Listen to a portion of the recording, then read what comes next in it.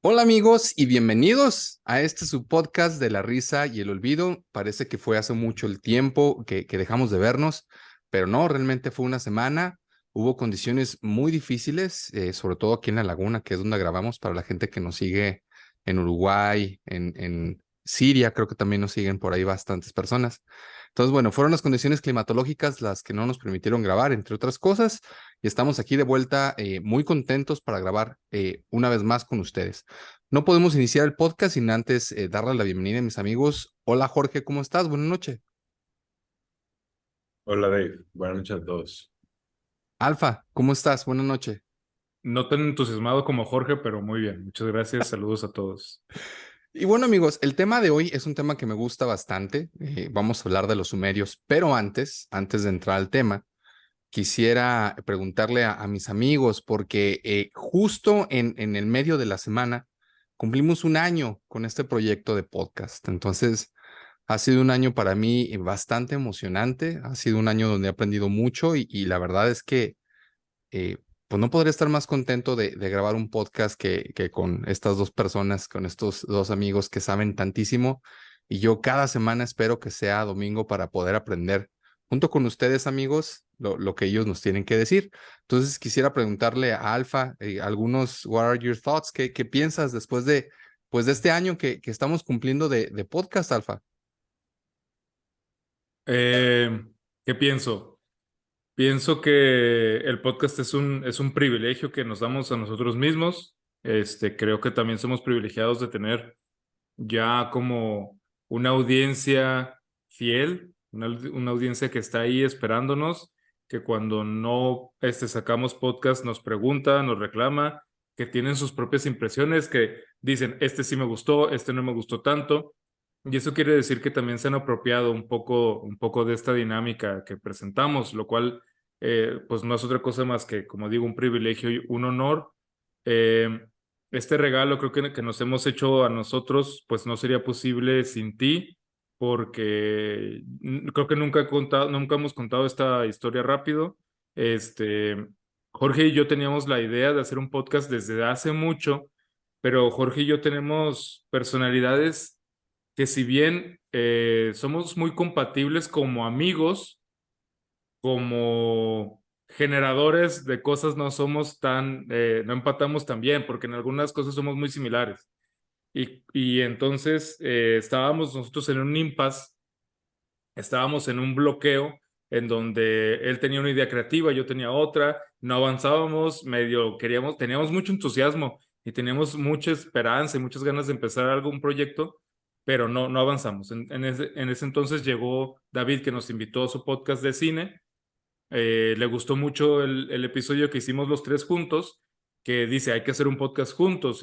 Jorge y yo vimos ahí la oportunidad de cada quien ceder un poco en su visión creativa y decir, bueno, hay que hacerlo. O sea, tal vez nuestra idea de perfección nos estaba impidiendo comenzar y pues, better done than perfect, ¿no? Entonces, David fue como iniciador y pues ahí comenzamos. Y pues ya ha sido un año que ha tenido altas y bajas, pero creo que no se ha notado tanto, o sea, creo que más bien nos hemos mantenido porque seguimos compartiendo por pasión, por entusiasmo, por ganas de compartir, más que por cualquier otra cosa.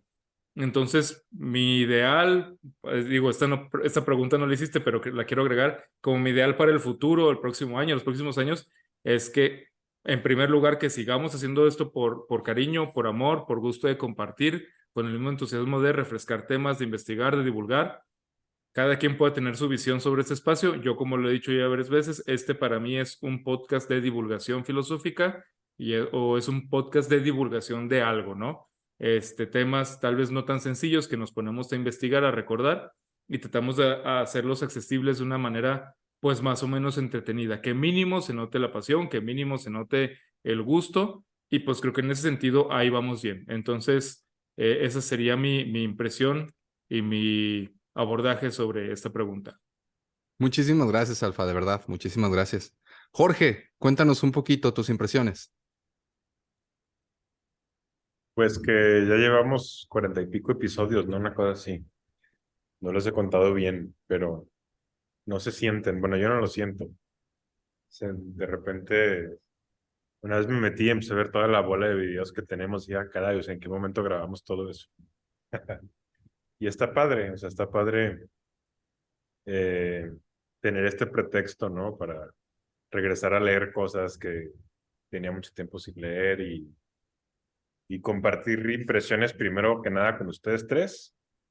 O sea, escuchar lo que cada quien Jorge dice aporta de los ustedes tres temas. porque nos cuenta a Perdón, David, a mí nosotros y a tres. nuestro Padre Jesucristo. Jorge Exacto. nunca se olvida de nuestro Señor. De nosotros tres. Y pues sí, o sea, la neta es que es muy bonito. Y luego, si además hay gente que nos escucha y que le aporta algo de esto a su día, pues está genial, ¿no? Y hemos tenido ahí algunos escuchas muy fieles, estamos muy agradecidos por eso.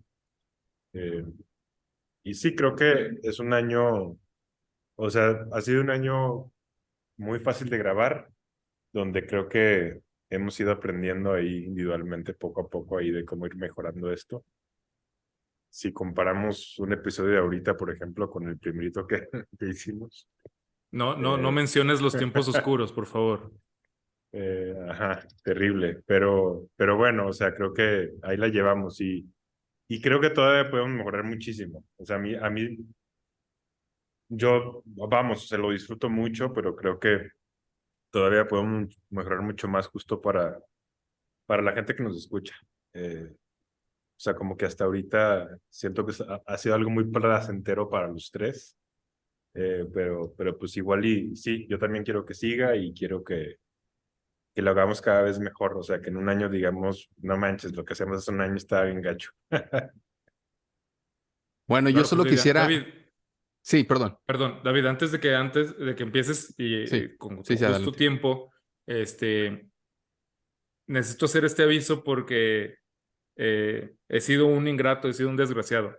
La primera persona que me felicitó a mí y los felicitó a ustedes, que mandó sus felicitaciones, fue mi amiga Gina Niño de Rivera, que me escribió, me felicitó por el aniversario del podcast. Ella nos ve y nos escucha mucho y no le he contestado porque soy un mal amigo, porque soy un desgraciado. Entonces, perdón, te voy a contestar acabando ahorita y muchísimas gracias por tu apoyo y por siempre estar ahí. Y otra persona que también me escribió y no le contesté porque este fue un fin de semana muy caótico fue Angélica.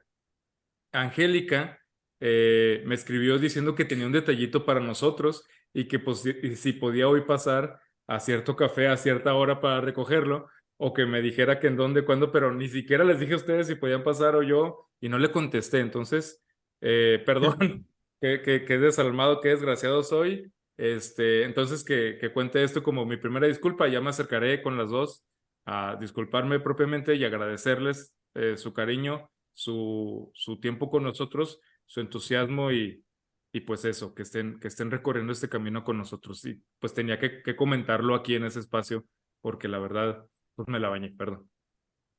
Bueno, y antes de empezar ya con el tema de los sumerios, quisiera yo también platicarles un poquito de mi sentir, a agradecer otra vez como ustedes a las personas que nos escuchan. La verdad, para nosotros ha sido un viaje fantástico. Fíjense que yo me siento como cumpliendo un sueño. Pues es muy chistoso. Ellos, mis amigos, ahora conocen la historia, pero yo a ellos los empecé a seguir por un proyecto que ellos tenían. Hicieron una serie de pláticas por ahí creo que fue en Gonville y en otros lados. Y yo iba a Gandhi. verlos. Sí, perdón. Fíjate, metí un mal gol. Entonces, yo los veía y los admiraba mucho. Me gustaban mucho las pláticas que daban, se me hacían increíbles. Lo comentaba con mi esposa, que además es amiga de Alfa. Eh, y bueno, yo me hice su fan de ellos, ¿no? La verdad es que lo que hacían era fantástico. Y bueno, después los sueños se hacen realidad y ahora estoy en este proyecto y yo me siento muchas veces como usted que ve este contenido porque aprendo muchísimo de ellos y realmente me sorprende la forma que tienen tan increíble de contar estas historias. Entonces yo me siento muy afortunado de ser parte de este podcast. Y bueno, ahora sí vamos a iniciar con este pequeño, no podíamos dejar de pasar esta fecha sin antes dar estas pequeñas impresiones a ustedes. Muchísimas gracias por escucharnos.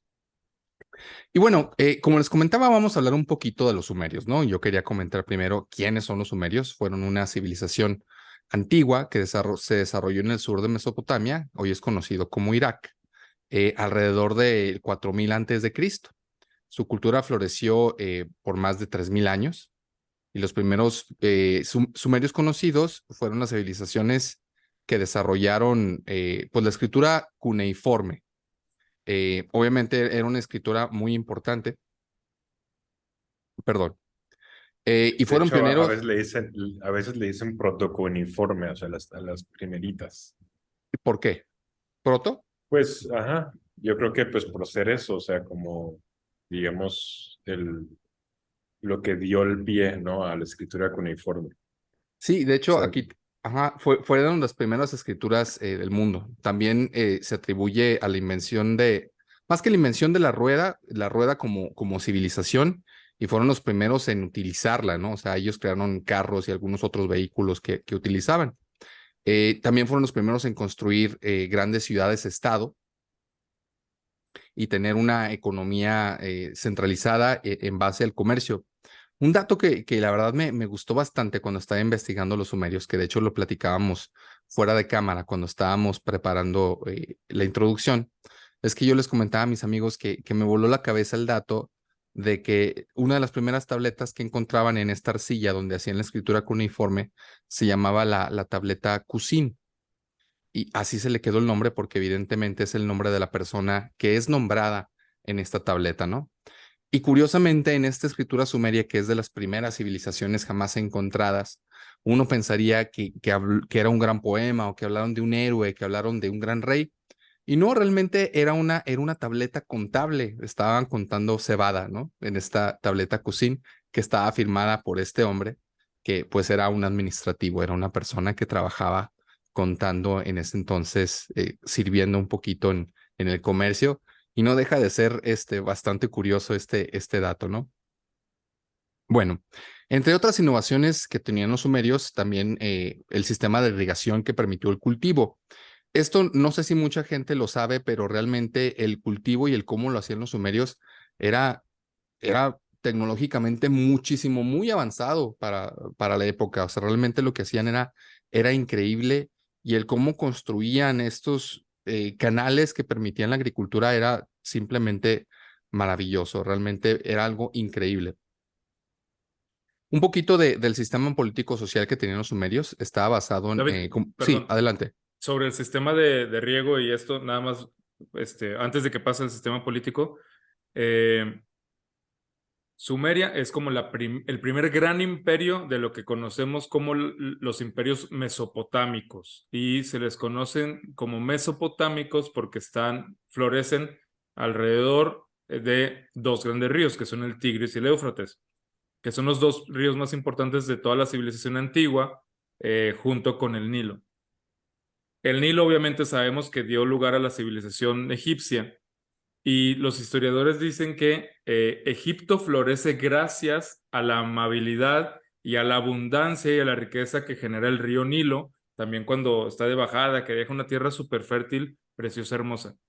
Y lo que dicen es que la civilización, sobre todo la sumeria, creció para combatir al Tigris y el Éufrates. El Tigris y el Éufrates eran terribles ríos, no eran dóciles, no eran así como todo bonito como el Nilo, sino eran ríos que ellos tuvieron que desarrollar esa tecnología para poder sacarles algo y para poder aprovechar eso. Y lo hicieron de tal manera que justamente tuvieron esa oportunidad de ser el primer gran imperio, los sumerios. Fueron los sumerios, los acádicos, los babilonios y los asirios. Son los cuatro grandes imperios que tenemos ahí, y que dentro de esos imperios hay como varios momentos que se dice que son otros imperios. Entonces, como el gran inicio de nuestra civilización es gracias a esos dos ríos, el Tigris y el Éufrates, y cómo se enfrentaron a ellos.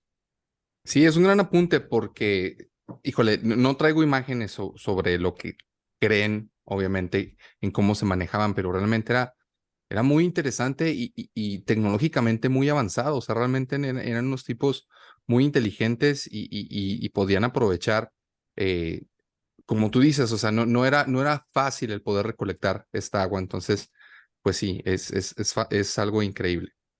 Bueno, déjenme volver aquí rápidamente. Les comentaba del sistema político-social, estaba basado en las ciudades-estado, que es lo que les comentaba hace un momento, y el pueblo se encargaba de administrar la justicia y mantener el orden en la ciudad. Además, los sacerdotes tenían un papel importante en la sociedad sumeria, ya que ellos eran los encargados de realizar los rituales religiosos y mantener la comunicación con los dioses. La sociedad sumeria estaba organizada en una jerarquía social que incluía a los sacerdotes, los gobernantes, los comerciantes y los trabajadores comunes. Esto se me hizo algo súper interesante cuando lo estaba leyendo porque realmente incluían a todos. O sea, esto parece fácil, pero pues hemos visto en la historia, no es nada fácil el poder incluir a todos ellos y que realmente todos tengan, que puedan decir qué es lo que piensan sobre el sistema. Me pareció increíble que ellos lo hacían. Incluso en la esclavitud era común en la unidad sumeria, aunque algunos te podrían comprar incluso después de tiempo, podían podían comprar su libertad. Entonces, eso me pareció bastante único. Nunca lo había escuchado. Em, Contribuciones a la religión. Los sumerios tenían una religión politeísta que incluía muchos dioses y diosas, cada uno con su propio papel en la vida cotidiana. Los sumerios creían que los dioses controlaban el mundo natural y que era importante mantener una buena relación con ellos para asegurar la prosperidad y la seguridad. La religión sumeria tuvo una gran influencia entre otras culturas antiguas, como la babilónica y la siria, como comentó ahorita Alf, y muchos de los dioses y mitos sumerios fueron adaptados por estas culturas. Además, la literatura sumeria incluye algunas de las historias más antiguas del mundo, como la epopeya de Gilgamesh, de la cual alguna vez nos llegó a hablar Alfa, que realmente pues estuvo increíble. Quería comentar nada más en este punto, los últimos estudios que ha habido sobre el tema, parece que Gilgamesh pudo haber existido. Ojo, no como este gran superhéroe ni como este humano, porque también sobre los sumerios hay muchas teorías de conspiración. Prácticamente el canal, el History Channel, son ovnis y los Anunnakis y los sumerios, no en ese sentido. O sea, realmente dicen que sí pudo haber existido, que pudo haber sido un rey y que de ahí se basaron para hacer pues esta historia, ¿no? Esta historia que conocemos de Gilgamesh, cosa que me parecía muy importante. Tengo un último punto, pero antes de cerrar con el legado sumerio, no sé si quieras decir algo, Jorge, para poder desarrollar. Pues como gustes, es que yo me quiero ir más atrás en el tiempo y luego regresar a donde estamos, entonces no sé si Pues mira, sí, porque metería mucho ruido. sigue el legado sumerio. Entonces, pues prácticamente es con lo que termina, con lo que nosotros tenemos de ellos. O sea, que queda como un legado, vamos. Ok, bueno, a mí creo que algo de lo que más me gusta de este tema es pensar en los inicios de la civilización. Eh, por ahí ya les habíamos contado antes, por ejemplo, de diferentes revoluciones a lo largo de la historia. Ahorita que estamos en la digital y que hubo una industrial, pero también hubo una agrícola. Antes de la agrícola, pues los seres humanos éramos nómadas y estábamos ahí cazando y moviéndonos por recolectando fruta y granos y también cazando. Y se creyó durante mucho tiempo que no fue hasta que los seres humanos entendimos cómo funcionaba la agricultura que ya se empezaron a hacer los primeros asentamientos grandes. Bueno, no grandes, pero los primeros asentamientos donde ya no te movías del lugar. Y ahorita ya hay evidencia de que, al parecer, eh, los seres humanos ya entendían el proceso de la siembra 3000 años antes de los primeros asentamientos.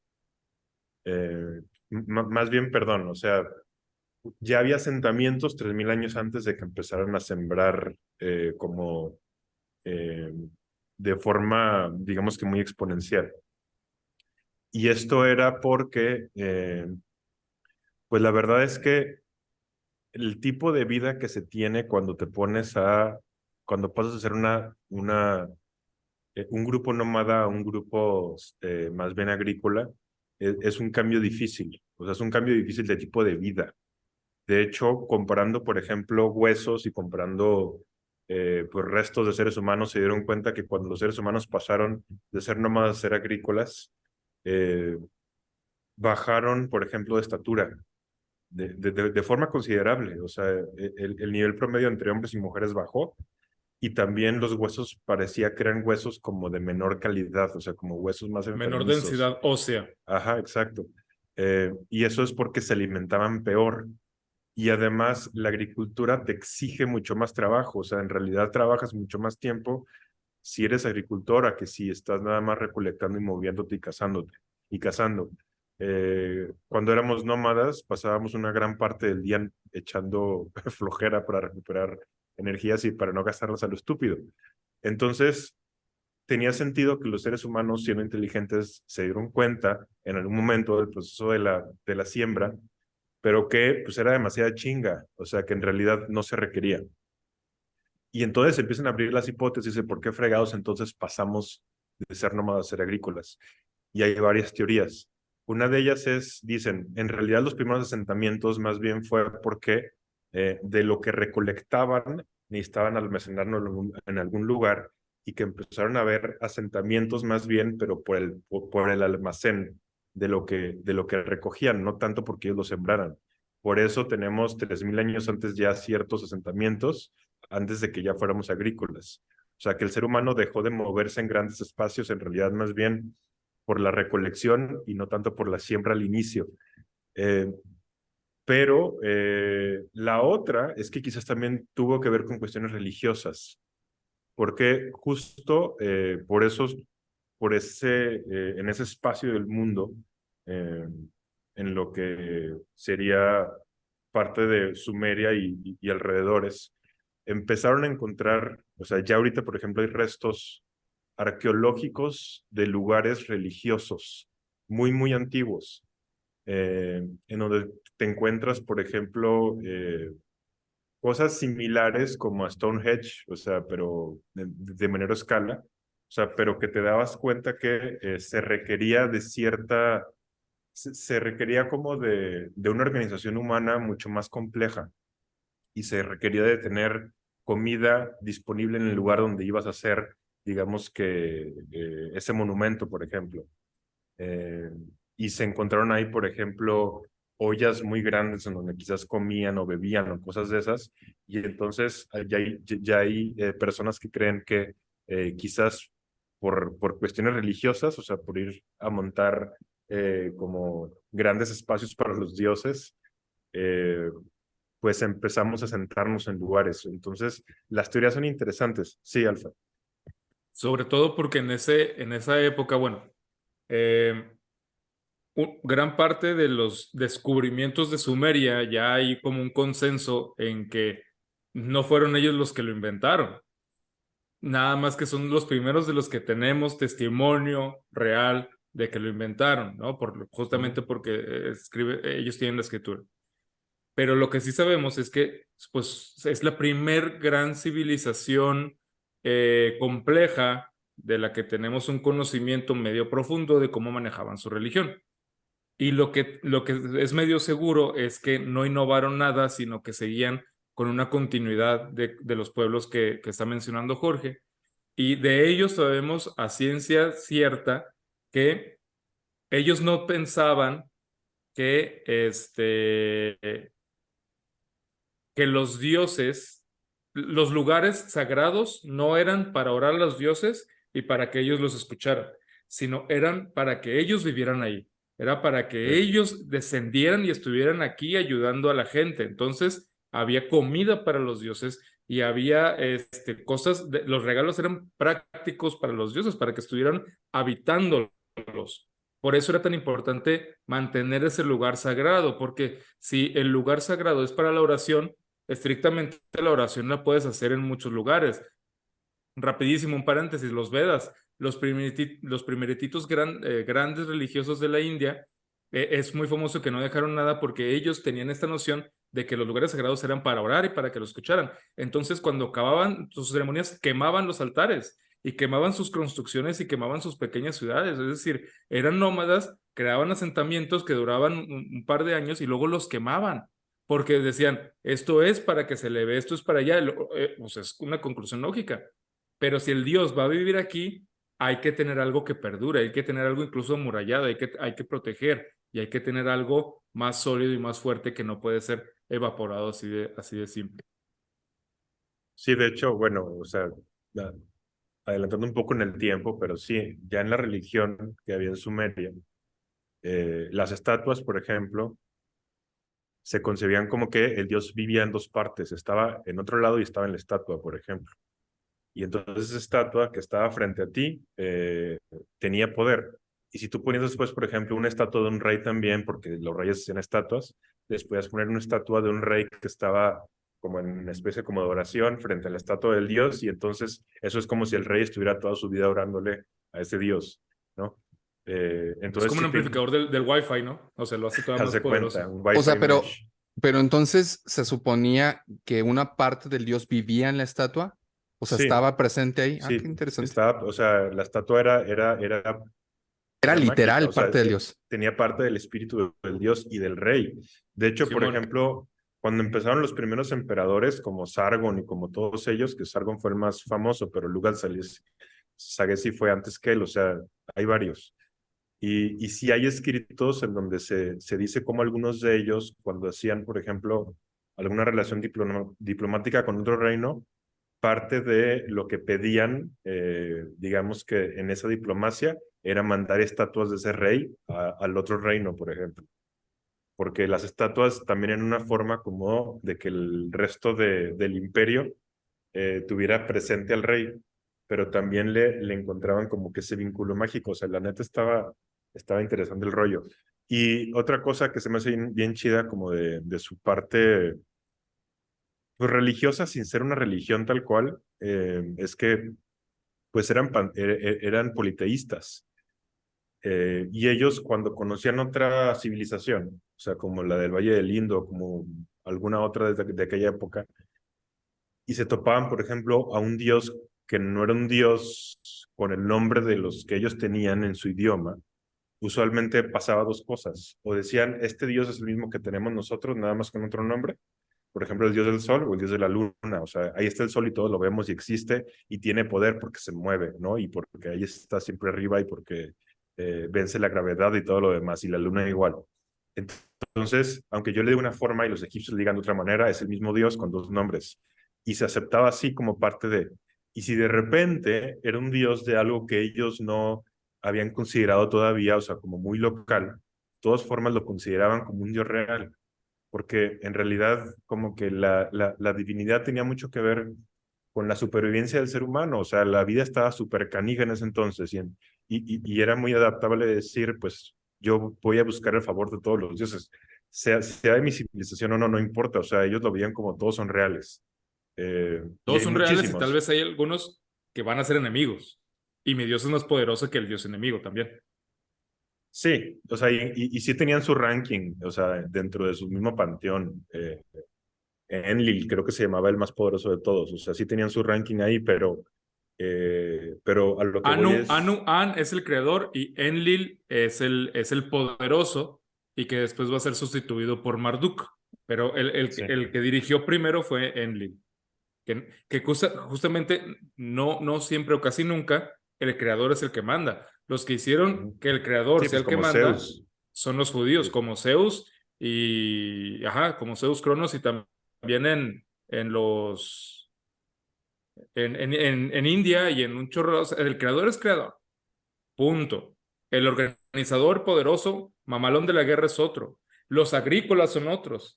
Y eso lo dice Mircea Eliade. Mircea Eliade dice, el dios primordial de las civilizaciones panteístas va a responder a la necesidad de la época. Si ahorita estás en guerra, tu mejor dios o tu dios primordial va a ser el de la guerra.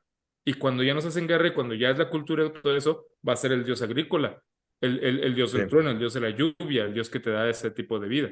Perdón, te interrumpí muy feo. Y también lo que pasaba ahí era que en Sumeria los dioses tenían una ciudad, o sea, cada dios de los principales es como si viviera en una ciudad específica.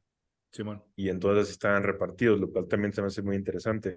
Y Eran por eso protectores de también, las ciudades. ajá, y también por eso yo creo que para ellos se les hace sentido llegar Eran a como dioses conocer, franquicia. ciudades de otras civilizaciones y pues pensar que iban a tener su Dios. Y entonces cuando les hablan de Dios decían, pues claro, o sea, todo como que les hacía sentido. Y tienen una relación bien interesante ahí con sus dioses porque pues a final de cuentas algunas ciudades fueron conquistadas varias veces por diferentes, pues por ejemplo por Sargon, que venía de acá, al norte. Y entonces ahí lo que sentían no es de que su Dios no fuera poderoso, es de que a lo mejor hicimos algo para molestar a nuestro Dios de la ciudad y entonces nuestro Dios inclusive se puso en nuestra contra.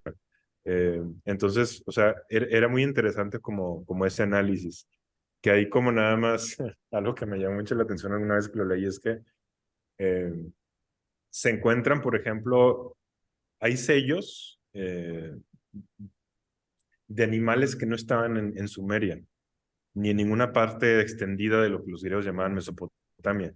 O sea, que venían de muy lejos, venían de lo que ahorita es la India o venían de partes de África. Y era una forma en la que la realeza demostraba poder, por ejemplo, poniéndote ahí un sello de un elefante, o sea, de algo que no había en esa región. Y de repente inclusive llegaron a transportar animales desde muy lejos a tenerlos ahí. Entonces, como que, Leones.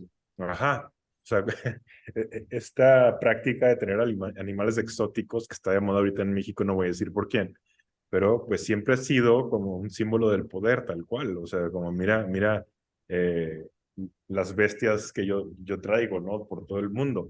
Y Y hay en ese representaciones entonces, de esos reyes cazándolos, pero pues ajá. obviamente no salían al bosque a cazarlos, en realidad se los soltaban ahí a todos madreados, el rey los cazaba y ya decía, oh, sí, soy todopoderoso. Y de hecho, o sea, después el león ahí tomó fuerza muy simbólica para la realeza. O sea, al principio no, pero después acabó siendo un símbolo importante real. Y pues digo, tiene sentido.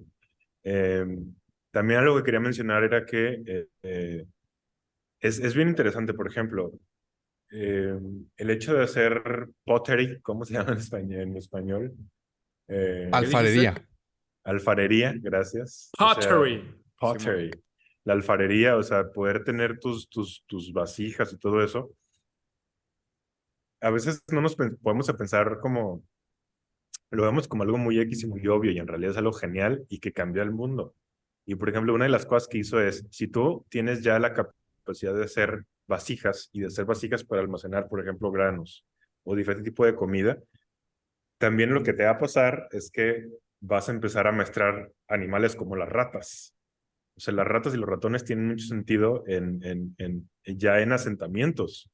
Y las vasijas, o sea, y la alfarería tuvo muchísimo que ver. Entonces, o sea, a veces pensamos como en los animales amaestrados, los primeros sí, el cerdo y sí, las ovejas, pero también las ratas, o sea, las ratas también fueron de manera indirecta, ¿no? Pero existieron. Eh, y otra cosa ahí que ayuda como a apuntalar un poco lo que dijo Dave hace rato es que, y lo que dijo Alfa, es bien difícil hacer un imperio y más en esa época. O sea, en Egipto sí había como un reino unificado porque el Nilo, como decía Alfa, era fácil de trabajar.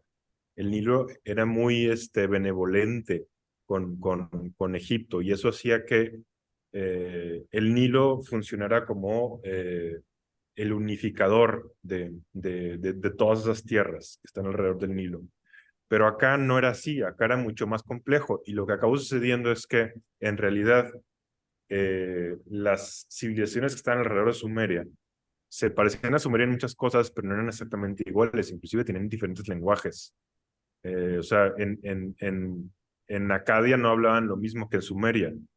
Eh, entonces, ahí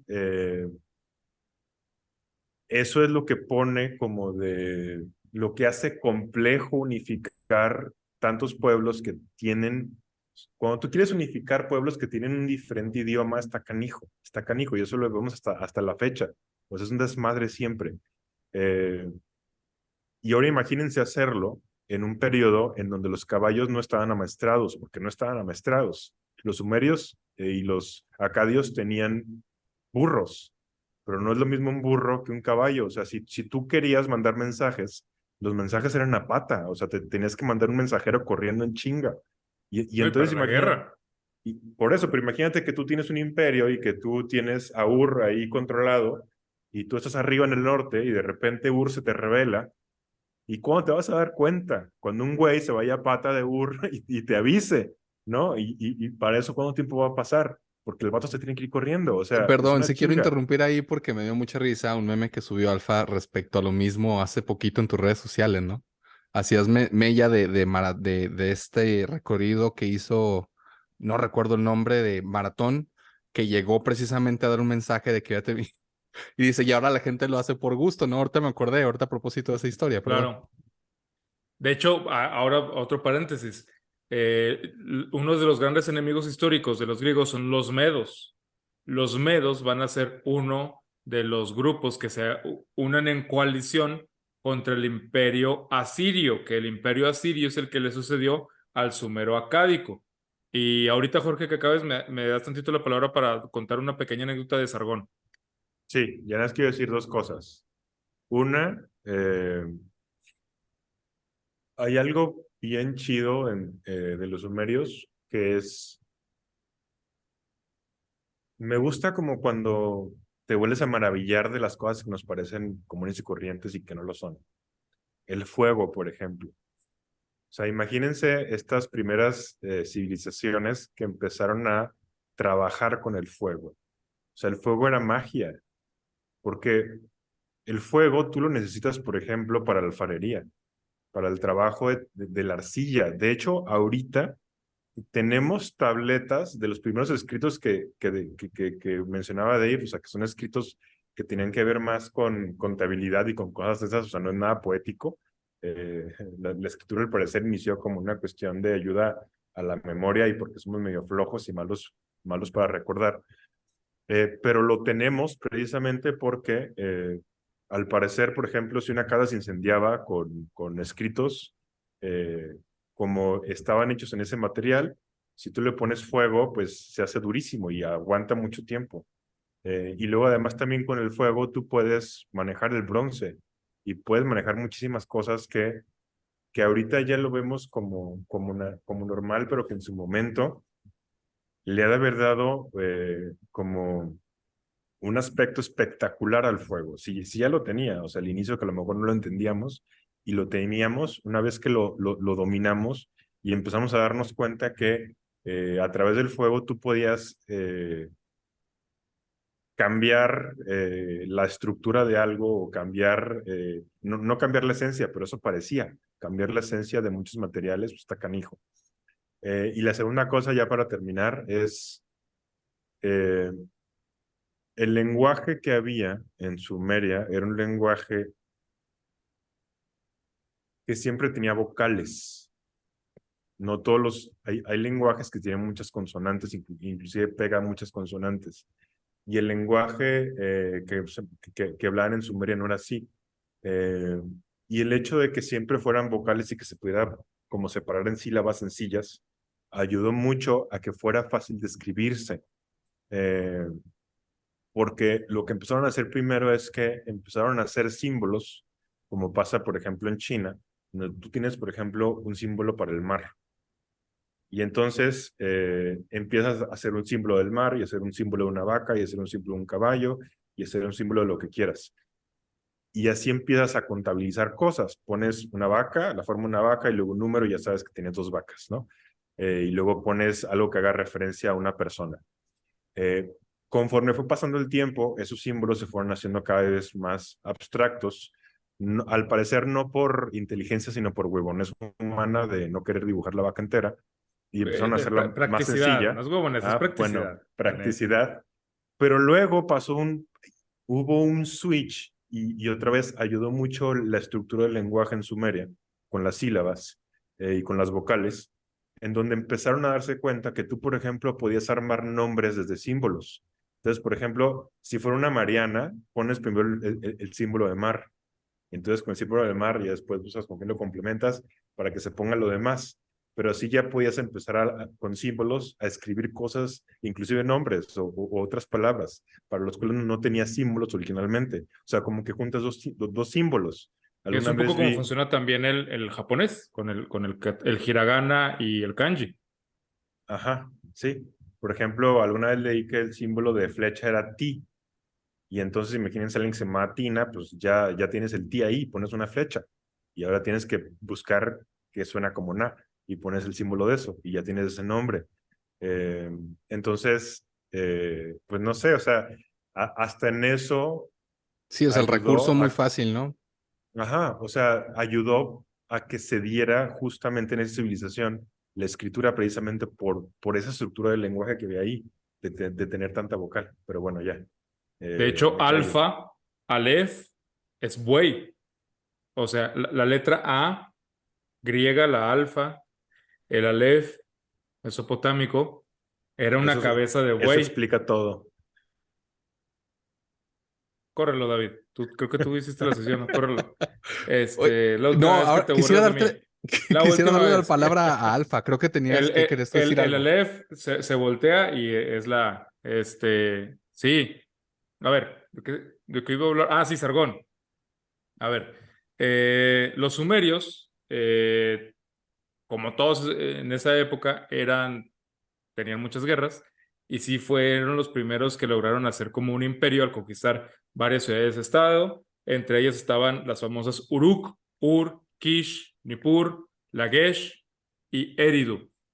Y de hecho, Abraham, el padre de los hebreos, era de Ur, se sabía que era de Ur.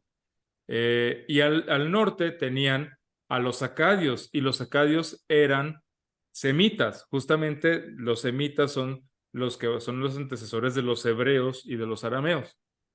Entonces, los semitas conquistaron a Sumeria, pero primero Sumeria los había conquistado a ellos.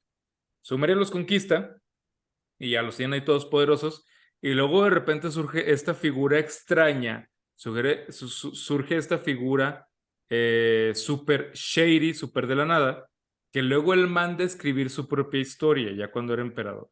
E incluso cuando es emperador, manda a escribir su propia historia y escribe una historia fascinante, que como él era acadio, como él era semita, ese tipo de historias van a ver cómo luego influyen las historias posteriores de ese pueblo. Obviamente van a ver a cuál hace referencia, de la cual conocemos mucho. De hecho, El hasta su mismo, nombre es inventado por él, porque algo así ajá, como rey legítimo, una cosa sí, así. sí, sí. Nuestro poderosísimo Sargón, el primer gran rey del imperio sumerio-acádico, el que unifica a los sumerio-acádicos. También para esto, el idioma que está hablando Jorge no es ni indoeuropeo, como el 90% de los idiomas, ni semita. O sea, era un idioma raro que quién sabe qué de dónde salió. Eso también va a reforzar la idea de que era un pueblo extranjero que llegó quién sabe de dónde, si del espacio, de la nada, o De un los pueblo que llegó aliens. del mar. Ellos mismos se reconocían como un pueblo que venía de un dios pez, y que venían del mar. Ellos decían que venían del mar. Y puede ser que sí venían del mar, porque a pesar de que las ciudades que les acabo de nombrar no están alrededor del mar, puede ser que hace muchísimos, muchísimos, muchísimos años, incluso previos a ellos, sí era un territorio que estaba al mar, pero que después se fue recorriendo el mar y entonces ya quedaron ahí como en esa zona. Entonces estamos De hablando de hecho, no solo Sargón. puede ser, es muy probable. O sea, inclusive algunas zonas que ellos habitaron ya son mar. O sea, De nuevo, sí. Sargón manda a escribir esta historia que se llama La historia de Sargón, copero de Urzababa, rey de Kish. Y lo que pasa es que Sargón cuenta su propia historia y él dice que él, en Akkad había nacido un niño. Este niño era hijo de una sacerdotisa. La sacerdotisa, como tenía que ser virgen, decide dar al niño para no meterse en problemas, para que no la maten, para que no la acusen.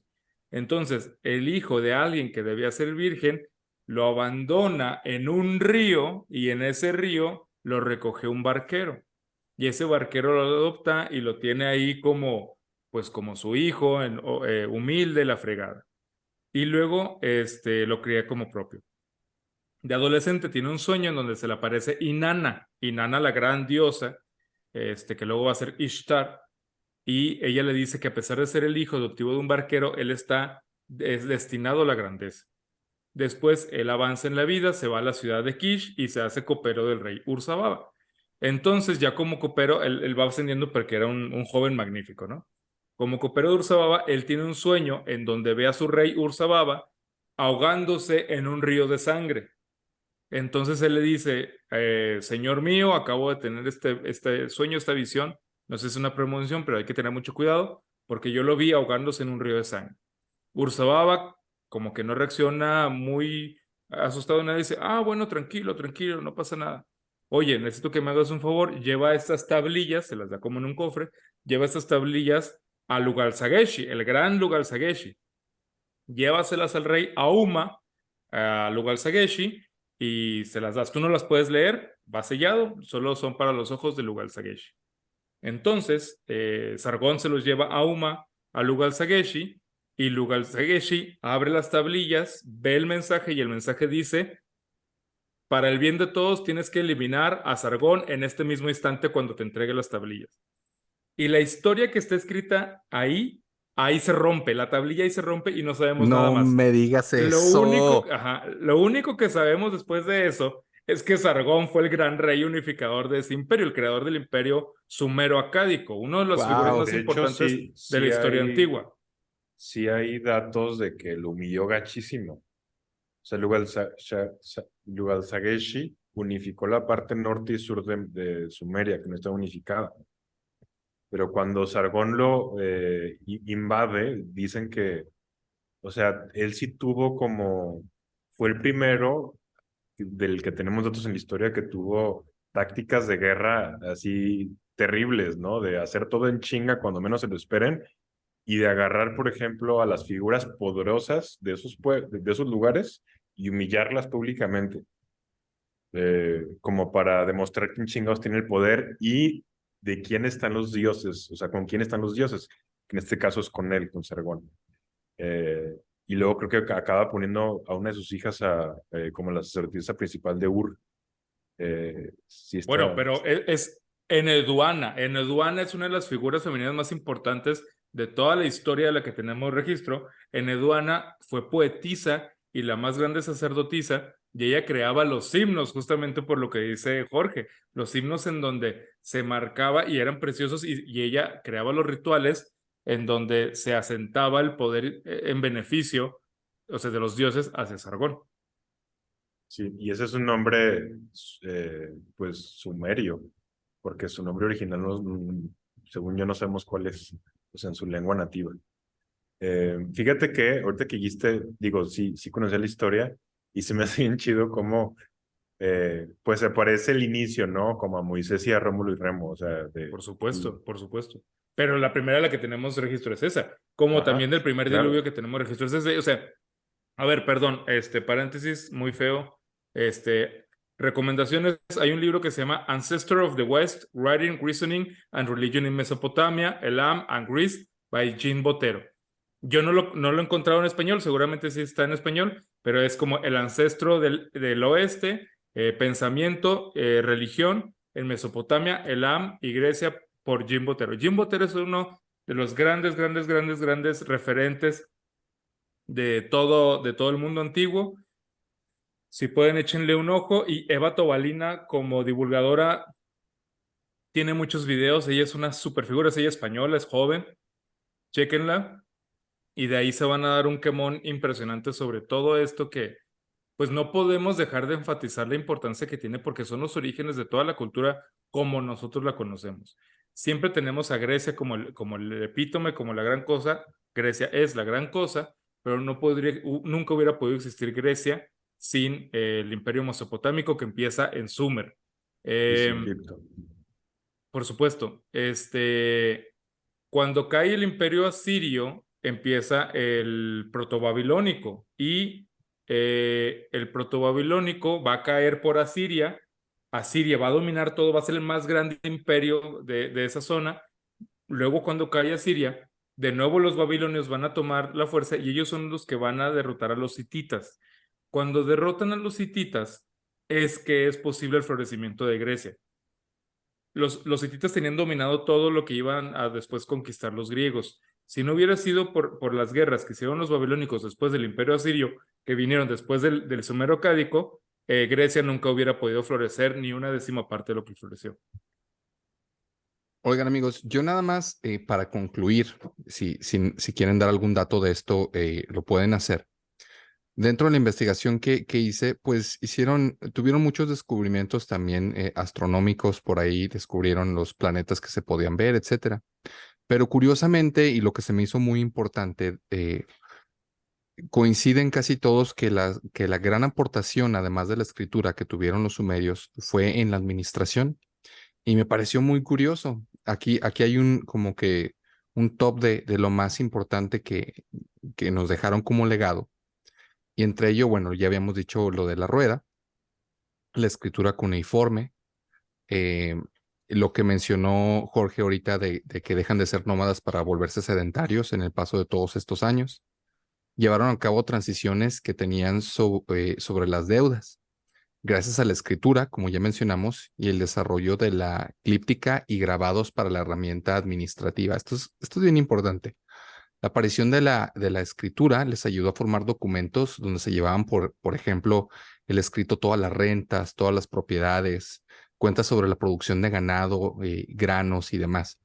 Esto parece algo sencillo, pero realmente gracias a este aporte administrativo, pues fue lo que les permitió asentarse como un gran imperio. O sea, realmente el poder tener por escrito qué pertenecía a aquella a quién es algo sumamente importante. Ellos además tenían un sistema de conteo que era el sexagesimal, que utilizaba... Sí, Sexagesimal. ¿Sabes gracias. por qué se inventó? No, a ver, adelante. Las Porque falanges, tenemos ¿no? 5 dedos. Entonces Ujú. uno dice, pues, ¿por qué si tenemos 5 dedos y tenemos 6 dedos? Pero porque con este dedo contaban y tenemos Exacto, 1, 2, 3, 4, 5, 6, 7, exactamente. 8, 9, 10, Ajá. 11, 12. A los Por que eso era nomás de nos están 12. escuchando, empezando con las falanges, en la división de las falanges, hacían ese conteo, algo que parece sencillo, pero realmente fue un descubrimiento y una manera de contar Sí, es sumamente inteligente, ¿no? O sea, claro, porque utilizaban el otro dedo, el opuesto, el pulgar ajá. opuesto, para contar. Y además, tú imagínate teniendo ahí, no sé, cabezas de ganado y el poder hacer esto rápidamente para poder acceder a los números. Es algo maravilloso, realmente. O sea, el legado que tiene administrativo es sumamente increíble. Obviamente la administración facilitó la movilización de personal, la explotación de la tierra, la fabricación a gran escala de los productos agrícolas que ellos tenían, el aporte de la planificación y la organización sobre las construcciones de las grandes ciudades que ellos tenían. También en la administración de su ejército, la preparación, el armamento, o sea, el tener todo esto les permitió a ellos realmente florecer. Es decir, curiosamente, dentro de todo el descubrimiento administrativo, fue lo que a ellos les permitió florecer como esta gran civilización y el tener anotados los bienes materiales para la creación de un sistema tributario que era llevado por los sacerdotes, ¿no? Eh, Esta es la parte que me parecía fascinante cuando empecé a leer de los sumerios. O sea, no sé si mucha gente conozca que el gran legado que ellos tienen, además de la escritura, que todo mundo sabe que la escritura cuneiforme pues fue un parteaguas muy importante. La administración que ellos tenían realmente fue algo increíble, algo maravilloso. O sea, realmente diseñaron un sistema sumamente inteligente y como ya nos explicó Jorge, además, sumamente fácil. O sea, el cómo fueron creando su lenguaje, te daba las herramientas para poder asirte de muchas cosas de una manera muy sencilla y además muy eficiente. Entonces, elegí este tema también por eso. Siento que hoy hablamos de la gran importancia que tienen los sumerios, que a veces siento que están un poquito olvidados o un poquito opacados por las otras grandes culturas de la humanidad. Y bueno, antes de cerrar, no sé si quieran decir algo, alguno de ustedes, amigos. Pues que prometer que no a corto plazo, pero sí luego programas sobre los asirios y sobre los babilonios o babilónicos, que como dice, como dice David, tienden a opacar a la importancia de los sumerios, los sumerocádicos, pero con justa razón. Entonces ya veremos por qué, porque sí son cosas espectaculares esos dos grandes imperios. ¿Algo, Jorge? O... Sí, nada más un detalle que me quedé pensando hace rato que dijo Alfa del diluvio eh, sumerio. Pues bueno, también lo tienen ya sabemos que lo tienen los judíos, ya sabemos que lo tienen los griegos, Y en India también. inclusive en India, inclusive aquí en Mesoamérica. Pero por ejemplo en Egipto, de lo que hablaban era de una sequía, de una sequía así canijísima mandada por los dioses. Y está bien chido eso, o sea, está en la fregada que pasa eso, pero está padre como dependiendo de las características climatológicas del lugar, cada ¿Cuál es quien su tragedia? tiene, ajá, su tragedia divina, ¿no? O sea, pero bueno, nada más eso. Y bueno, amigos, antes de cerrar, yo quisiera agradecerle primero a usted que nos escucha. La verdad, muchísimas gracias. Tratamos de hacer el programa más ameno y de la mejor manera. Realmente, créame que lo hacemos con mucho cariño. Y yo también quería agradecerles a ustedes. Muchísimas gracias, amigos. Realmente disfruto muchísimo este podcast. Me siento un poquito selfish a veces porque yo siento que lo grabo para mí, para poder escucharlos y para poder seguir aprendiendo. Me encanta aprender y este podcast, si algo y algo les da, es el poder aprender nuevas cosas, ¿no? De una manera muy humilde, evidentemente. Muchísimas gracias. Como siempre, si usted tiene alguna duda, alguna aportación o le gustaría que habláramos de algún tema que usted sepa que entra dentro de este marco que tenemos en nuestro podcast, no dude en escribirnos en los comentarios. Muchísimas gracias por haber estado todo un año ya con nosotros y esperemos que sean por lo menos unos 25 años más. Y nos vemos aquí la próxima semana en su podcast de la risa y el olvido. Muchas gracias.